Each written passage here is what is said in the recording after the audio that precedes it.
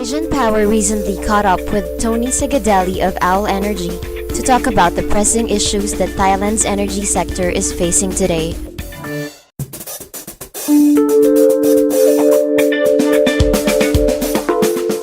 the next 5 years there will be some of the IPPs that have already been tendered built. There will be more imports from cross-border. There will be a lot of development done in Myanmar, but within 5 years none of it will actually be selling power back into Thailand. One of the big changes is hopefully going to be that renewables other than solar will be developed, particularly biomass. The major growth drivers would be things like growth in economy, further integration of AEC with exports from Thailand around the region, creating more growth within Thailand. There's going to be a lot more infrastructure built in Thailand, so there's going to be a lot of power required to support that, particularly things like high-speed rail links. And the governments, or all the colours, are very pro-power industry. So there will be continued growth on that side. The major challenges are things like the market's getting more and more congested on the IPP side. For example, the government went out to bid for 5,400 megawatts. There were supposed to be 6 different slots of 900 megawatt each, but the government then awarded the whole lot to one IPP. And there was only 5 bidders, of which 2 were disqualified. So there seems to be a lot of consolidation at the high level. EGAT's trying to find ways to increase its capacity by selling down assets or just finding ways to try and increase its own capacity. There's going to need to be increased strengthening between cross-border power transactions, and the solar sector is going to continue to be developed, and other parts of renewable, and hopefully we'll have the first real wind farm.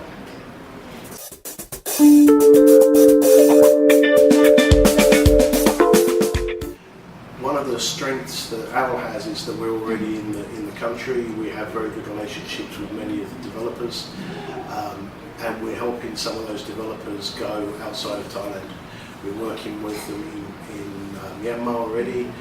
We're talking about doing deals in the Philippines, and there's various opportunities coming up in Cambodia and Laos.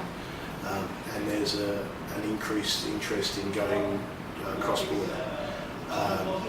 And there's also, we have a lot of experience in the renewable sector, and there's going to be a lot of renewable projects in the future. The capacity won't be huge in terms of overall generation compared to 900 megawatt units, but for us that we still need a lot of engineering resources, even if the project is relatively small.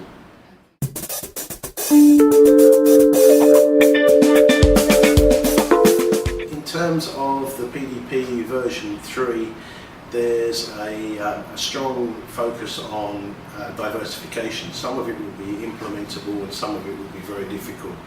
In terms of importing power cross-border, that's going to be something which will be implemented. Thailand, through the Prime Minister and her family, have strong connection in Cambodia, and that should result in projects being developed. The Cambodian government appears to be trying to improve the economy further, and one way to do that would be to have power plants that will supply both Cambodia and Thailand. Myanmar is in very much a similar situation, and Laos wants to be the battery of Southeast Asia, so that part of the policy can be implemented. In terms of the renewable energy sector, we are firm believers that what they're trying to implement is implementable, but only if the government actually puts in place the policies to do it. The biomass side is a very strong example of where the government can strongly help, because they've announced a tariff for biomass, and they've been announcing it in the papers since last year. The tariff has gone up to the point where it's definitely feasible to build a biomass plant and build large biomass plants. But until the policy is ratified, then it's not bankable. Where the policy lacks is very much on the diversification into coal and nuclear. Nuclear is at least 20 years away, and coal is pretty much all going to be built cross-border rather than within Thailand itself.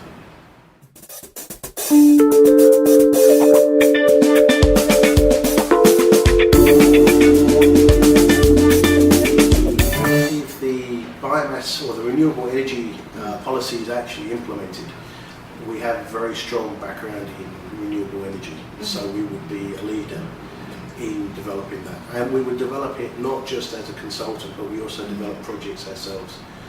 We have a biomass project that we're developing, we have a wind project that we're developing, so we can work on both sides of the fence. In terms of cross-border, we're doing work in Myanmar already. We have very strong opportunities in Cambodia, so that side of it we can do as well. In terms of CCGT, which is where we think the main base load is going to come from, we have a lot of CCGT experience. We're getting a very strong name in the country, and we have ramped up our staffing levels to the point where everyone can see that we are a major player in the country. In terms of coal, we have a lot of coal experience, but we don't think we're going to be in a position to utilise it within Thailand because we don't think the projects are actually going to happen. And nuclear, we don't do nuclear. So.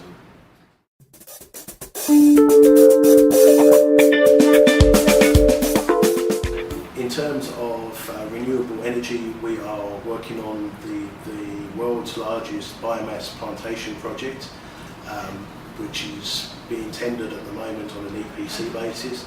They're in active discussions with the government, and that we're hoping to go into construction next year. On wind, we're developing a project ourselves. We're working with two major developers in the Nakhon region. On the solar side, we're working on about 15 different sites at the moment, and we've worked on well over half the solar projects that have been built in Thailand. In terms of municipal solid waste, we're working on a project to turn municipal solid waste into pelletised fuel that can be exported around the region. And we're talking to someone about doing a cross-border hydro project as well.